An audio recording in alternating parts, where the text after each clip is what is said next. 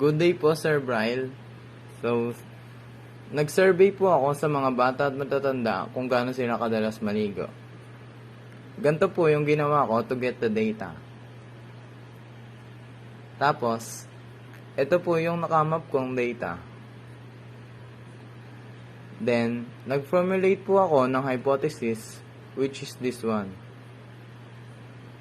Then, the standard level of significance is 0.05.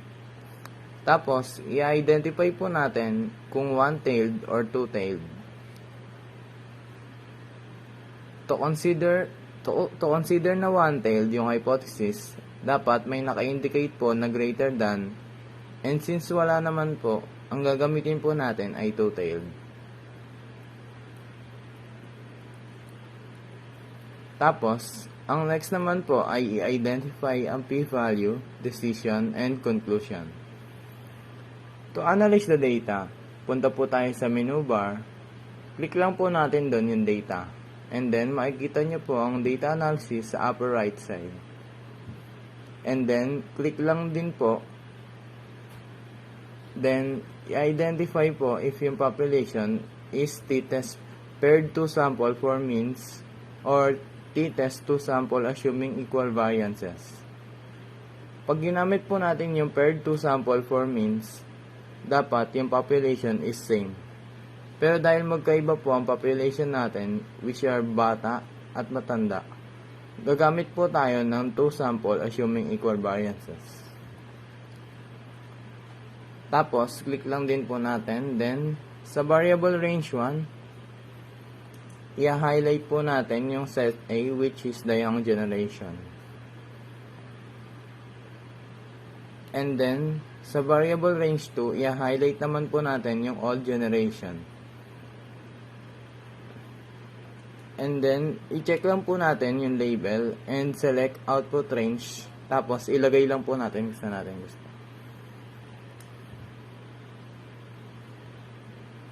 Next is, dahil nga two-tailed dun sa lumabas na statistic, hanapin natin ang two-tailed na p-value. Tapos, copy lang po natin. And then next naman po, to get the decision para ma-identify if accept or reject yung null hypothesis, pag mas mataas yung level of significance sa p-value ay reject.